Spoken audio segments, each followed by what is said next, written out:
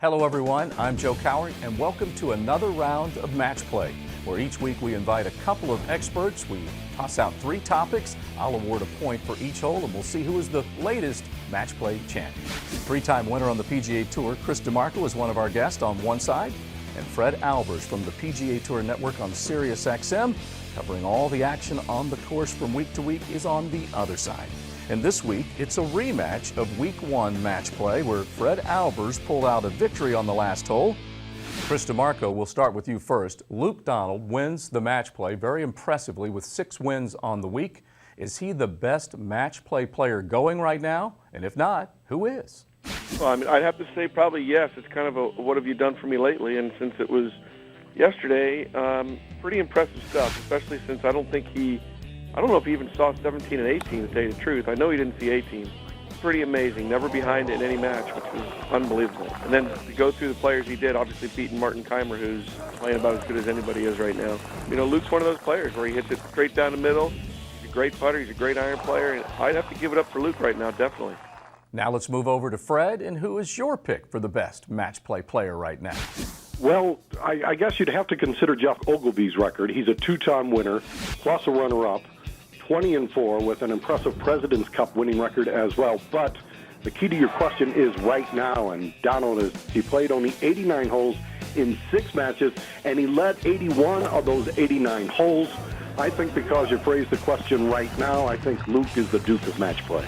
And Chris DiMarco was the first to say, what have you done for me lately? And right now, Luke Donald is the best. I'm going to award the point to Chris DiMarco. Let's get to the second topic, and we'll begin with Fred. Martin Keimer, who did have 5 wins on the week, rises to #1 in the world. How long will he remain in the top spot, and who will knock him off? Fred? Well, he is #1 in the world, but the rankings are so compact. You take a look at Lee Westwood. Keimer has 409.49 points, and Westwood at 375.35. Then you have Luke Donald, Graham McDowell, Tiger Woods. It is just so bunched at the top, as compact as it has ever been. I say that there will be a new #1 following the Monday after the Masters. Chris, let's throw it over to you. How long will Martin Keimer remain #1 in the world, and who's going to knock him off? The game of golf is in a great place right now. I mean, there's a lot of great players, and you know, obviously Tiger has made that #1 spot available for a lot of people, and there's a lot of guys, you know, trying to jump at it and get at it and get better. And you know, I think it's going to be hard for any one person right now. I don't think there's that one guy that stands out that he is the best in the world. I think you're going to see kind of what Luke Donald did this last week, where you're going to see somebody come in and he's going to be playing the best that week. And with so many great players up there, I think that you're going to see somebody different there for sure. Great arguments once again on both sides. I'm awarding the point to Fred because you made the bold prediction that we'll have a new #1 after Augusta. We move to our final topic. Who's going to take the match play? Both players with 1 point apiece. We move from the desert to sunny Florida, and we begin with the Honda Classic, the Jack Nicklaus redesign at PGA National with the famously 15th, 16th, and 17th holes called the Bear Trap. Gentlemen, is there a better nickname in the name of golf? And give us a few arguments for some other stretches of holes on the PGA Tour. Let's begin with Chris. I don't think there's a tougher stretch, for sure. I mean, 15 and 17 might be the 2 hardest par 3s we play all year on tour. 16 being pretty difficult itself. But, you know, obviously you got to go with Amen Corner. That's pretty good, too. 11, 12, and 13, that's pretty fun to play. And when you're there, those are difficult holes, too. But the Bear Trap, I mean, it is exactly what it is.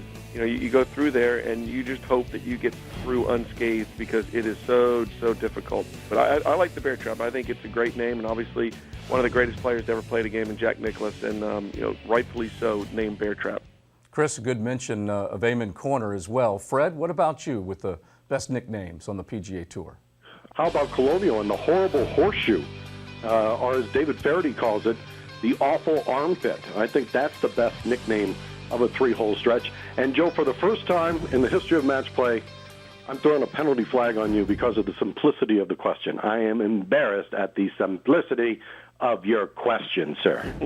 You know what happens when he calls out the host and the referee? I award the point to Chris DiMarco. Chris DiMarco, now you guys are even in match play. Fred Albers taking the first victory. Chris DiMarco takes the most recent. That is match play. Gentlemen, thank you for joining us. Good to be here. Thanks a lot. Anytime.